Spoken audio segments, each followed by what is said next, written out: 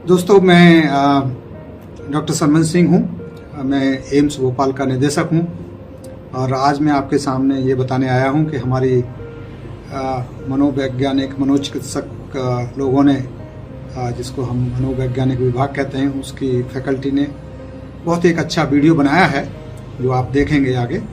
और इस वीडियो में हम देखते हैं कि किस तरह से कोरोना काल में हम सभी लोग स्ट्रेस से गुजर रहे हैं, चाहे वो हम आम जनता हो जो किसी न किसी कारण से, जैसे हमारे नियर वंस, हमारी फैमिली मेम्बर्स, हमारे दोस्त लोग जिस तरह से बीमारी से ग्रसित हो रहे हैं, बहुत सारे लोगों को हम खो रहे हैं। और हम आम जनता को खुद भी इतना डर है कोरोना से कि क्या होगा क्या नहीं होगा, बिस्तर मिलेगा, ऑक्सीजन मिलेगी कि नहीं मिलेगी। तो इस तरह से बहुत सारी स्ट्रेसेस हैं और मुझे पूरी उम्मीद है कि इस वीडियो से आपकी बहुत सारी जो भ्रांतियां हैं या जो क्वेश्चंस हैं, जो प्रश्न हैं आपके दिमाग में, उनका आपको उत्तर मिलेगा और आपको ये वीडियो मदद करेगा जिससे कि आपकी स्ट्रेस और आपके जो तनाव है वो कम हो सके। All the best. प्रिय साथियों, मैं डॉक्टर विजेंद्र सिंह, मनोरोग विशेषज्ञ, अखिल भारतीय आयुर्विज्ञान संस्थान, आपके समक्ष कोविड वैश्विक महामारी को लेके कुछ जानकारी पेश करना चाहता हूँ। आप सभी को अवगत है कि पिछले 1 साल से हम सब कोविड वैश्विक महामारी से जूझ रहे हैं। इस महामारी के चलते बहुत से व्यक्ति या बहुत से परिवार कुछ मानसिक परेशानियों से जूझ रहे हैं। यदि मैं आपको बताऊं कि किस तरह की परेशानी हो सकती है, जैसे कि जरूरत से ज्यादा चिंतित हो जाना, अत्यधिक दहशत में आना, डर जाना,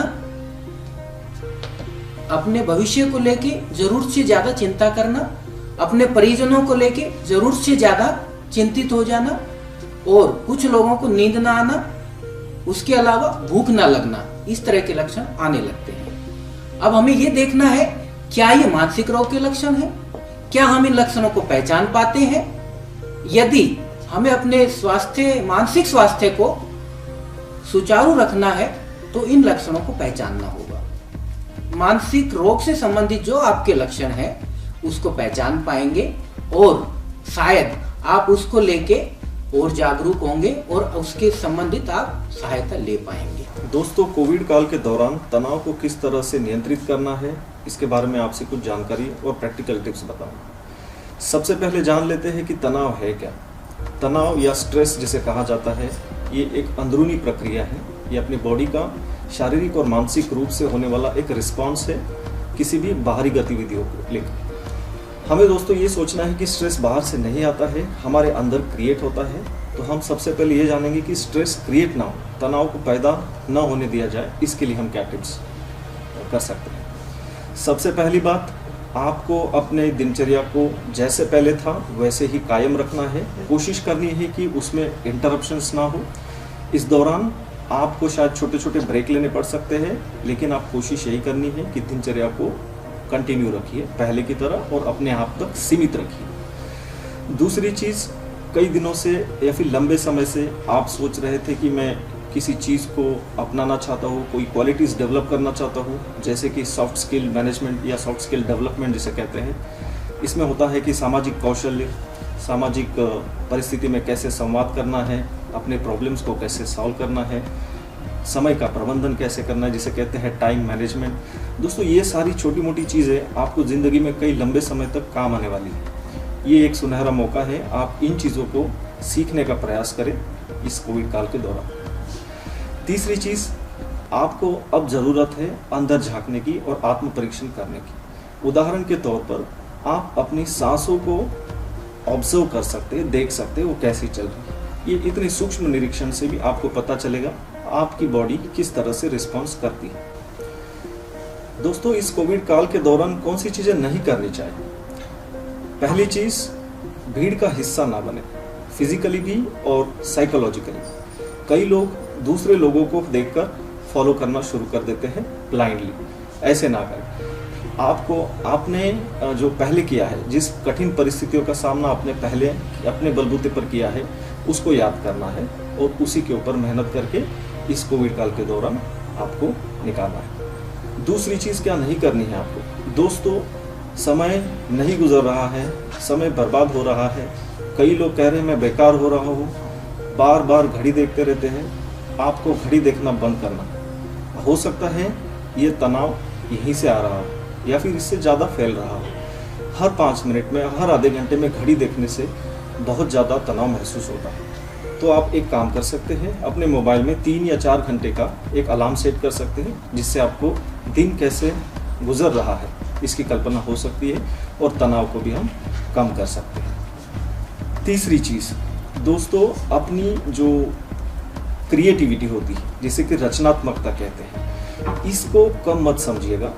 सबसे बुरे पीरियड के दौरान, माने कि आपका जो सबसे खराब समय है, उसके दौरान आपकी क्रिएटिविटी बाहर आती है और यही सुनहरा मौका है। आपकी जो भी कुशलता है, चाहे किसी की संगीत में हो, चाहे किसी की लैंग्वेज सीखने में हो, बागवानी में हो, इसको आपको बढ़ावा देना होगा और यह उत्तम समय है। आपके पास जो समय है उसको आप इन चीज़ों में बढ़ा दें। WHO डिफाइन करता है इन्फोडेमिक टर्म को कि किसी भी बीमारी के आउटब्रेक के दौरान बहुत ज़्यादा इन्फॉर्मेशन जो फॉल्स और मिसलीडिंग कंटेंट से फिल हो। इन्फोडेमिक के कारण काफ़ी कंफ्यूजन और रिस्क टेकिंग बिहेवियर देखने को मिलते हैं। इन्फोडेमिक के कारण पब्लिक में जो ट्रस्ट होता है हेल्थ अथॉरिटीज़ को लेकर, उसमें काफ़ी कमी हमको देखने को मिलती है। जब हम कोविड-19 के कॉन्टेक्स्ट में इन्फोडेमिक की बात करते हैं तो रूमर्स और मिस इन्फॉर्मेशन काफ़ी रैम्पेंटली सोसाइटी में सर्कुलेट होती है। साइंटिफिक और मेडिकल कम्युनिटी के लिए काफ़ी चैलेंजिंग टास्क होता है कि किस तरीके से जो मेडिकली करेक्ट इन्फॉर्मेशन है पब्लिक तक पहुंचाई जा सके और उनको ये समझाया जा सके कि कौन सी इन्फॉर्मेशन सही है या किस इन्फॉर्मेशन में यकीन करना है। इसी दौरान मिस इन्फॉर्मेशन के चलते काफ़ी डैमेजिंग सिचुएशंस होती है, क्योंकि मिस इन्फॉर्मेशन जो है, जो वैलिड इन्फॉर्मेशन है, उसको डाइल्यूट करती है। कंस्पिरेसी थ्योरीज इसलिए काम करती हैं क्योंकि हमको एक कंफर्ट पहुंचाती हैं उस एक्सप्लेनेशंस को जब बहुत ज़्यादा अनसर्टेनिटी और एंजाइटी होती है। कोरोना की इस महामारी के बीच हमें किस जानकारी पे विश्वास करना चाहिए, कहाँ से जानकारी आ रही है जो हमारे लिए ठीक है, उस बारे में मैं बताना चाहूँगा कि कुछ ऐसे स्रोत हैं जिनकी जानकारी पे हम अच्छे से विश्वास कर सकते हैं, जैसे कि विश्व स्वास्थ्य संगठन WHO, ICMR भारतीय आयुर्विज्ञान अनुसंधान परिषद, जो कि शोध करता है वैज्ञानिक विषयों पे और हमें जानकारी देता है। गवर्नमेंट वेबसाइट जैसे कि ministry of health and family welfare, जो गवर्नमेंट ऑफ इंडिया का वेबसाइट है, और स्टेट गवर्नमेंट वेबसाइट्स, जिनसे हमें तथ्य से आधारित जानकारी मिल सकती है। उसके अलावा आप सबको विदित होगा आरोग्य सेतु ऐप। प्रिय साथियों, जैसे मैंने आपको बताया, कोविड वैश्विक महामारी हम सबको मानसिक तौर पे काफी प्रभावित कर रही है और हम उसको लेके अपने आप को जागरूक रखें ताकि उससे संबंधित जो भी समस्या है उसको लेके हम उसका समाधान कर पाए।